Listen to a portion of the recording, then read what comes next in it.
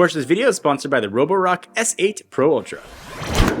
So over 200 million TVs were sold worldwide last year, and every single one of them claimed to be the best at something. And if you look online or go to a store, you're gonna see LED, mini LED, micro LED, QLED, nano QLED, and a ton more TV acronyms. And it's confusing when you wanna buy something new. But for this video, we can focus on the two that I think matter the most right now: OLED and mini LED. And I've been making TV videos for a long time. I love the technology behind them. Like I said, it's confusing. You can get caught up in the brands and which one's better. So I wanted to take the technology choices and break them down for you, and hopefully make a better buying decision for you, and along the way, maybe even save you some money. All right, so for this video, we're using some of the most recent OLED and mini LEDs available, so they have sort of the most up-to-date version of the tech. We've got the LG G3 OLED and the Sony X93L mini LED, but just know that, like, regardless of the brand, the tech behind them and the tech that's powering these sets is more or less the same.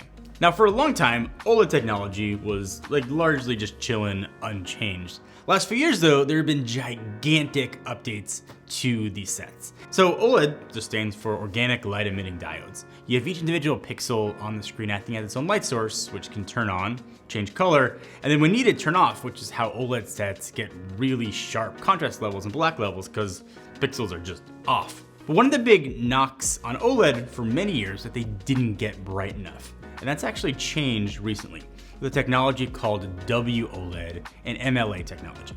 So the W in WOLED refers to diodes emitting white light as well as red, green, and blue, and MLA, which just stands for micro lens array.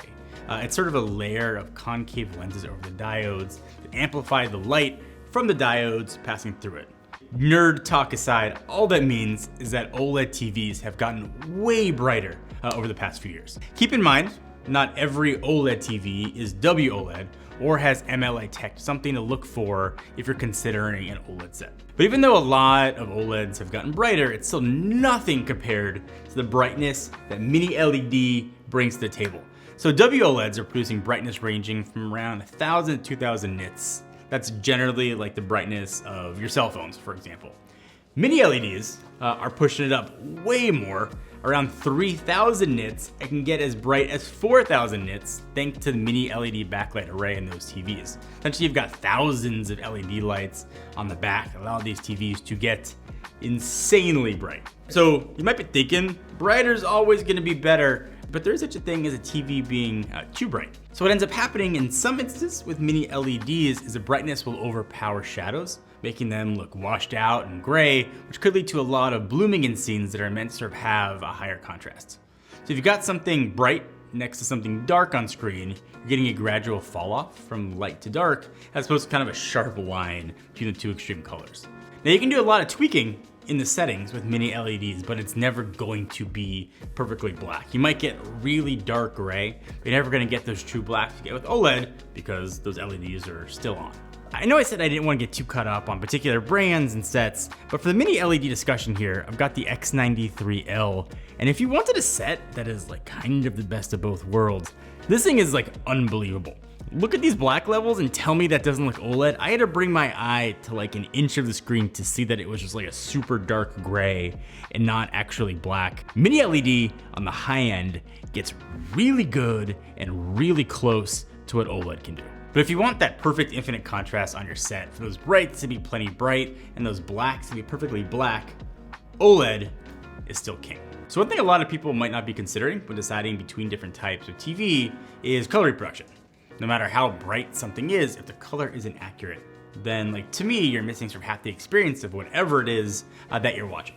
But color reproduction does vary between brands. Processing plays a huge role in how accurate the color set's reproduction is, but brightness still matters more. Because mini LEDs can get way brighter, they can display a wider, more accurate color range. So mini LEDs are better equipped to display every color of whatever you're watching exactly as a creator or director intended, especially if you're watching content in HDR.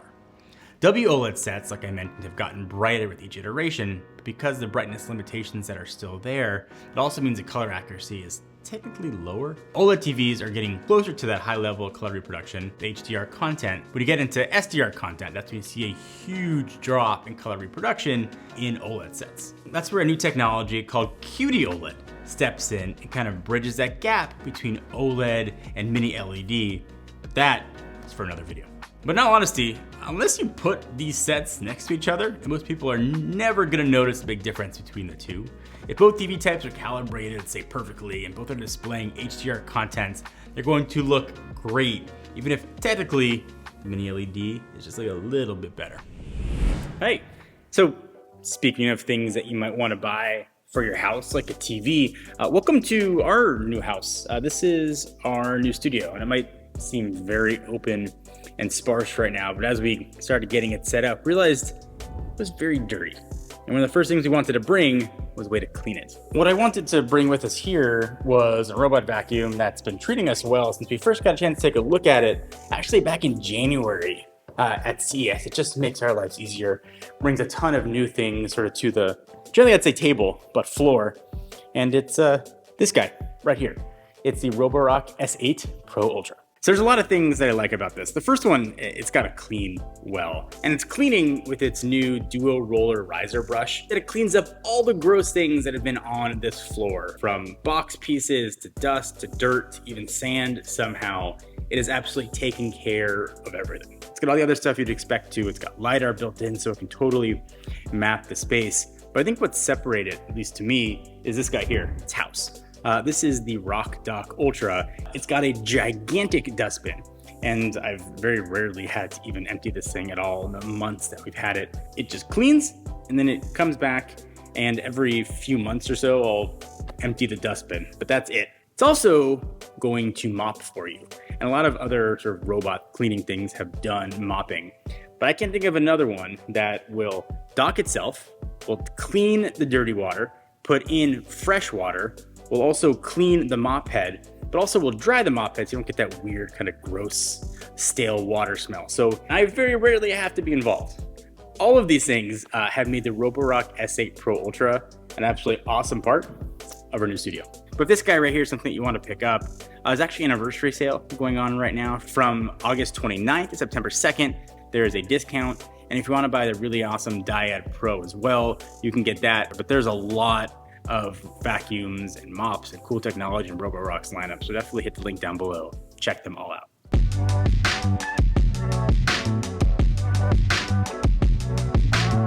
So now picture quality is obviously hugely important when it comes to deciding like which set to buy, but there are other factors that matter, like the design and also, how much it's actually gonna cost to buy. OLED TVs are known for a really thin design. It seems to be getting even thinner and thinner. In fact, some OLED TVs don't even come with a stand. They just wanna be mounted flush on your wall.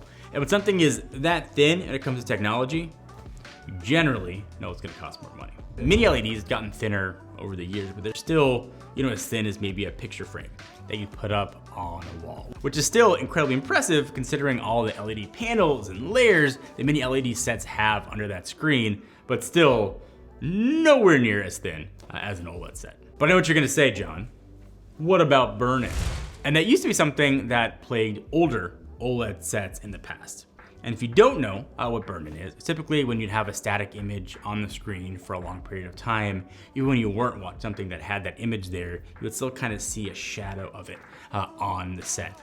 That's not really much of a concern anymore with WOLED TV sets. It could still technically happen, but you'd have to have something on there for a really, really, really long time. Not something that I consider a risk with WOLED sets. Mini LEDs though are of zero risk for burn-in, so that's an issue that's kind of rumbling around in the back of your head, just know you'll be totally fine with mini LED.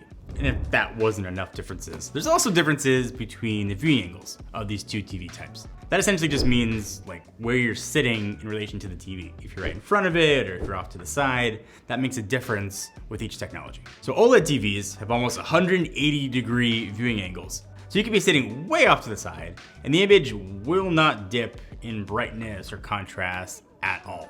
And that's all OLED TVs, not just certain brands. Mini LED, however, has considerably lower viewing angles. And this is gonna vary from brand to brand, but the further you go off to the side, the image begins to get incredibly washed out.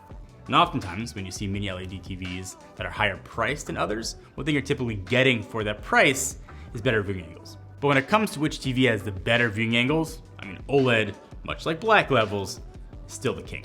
And that brings us to perhaps the most important part of this video, price.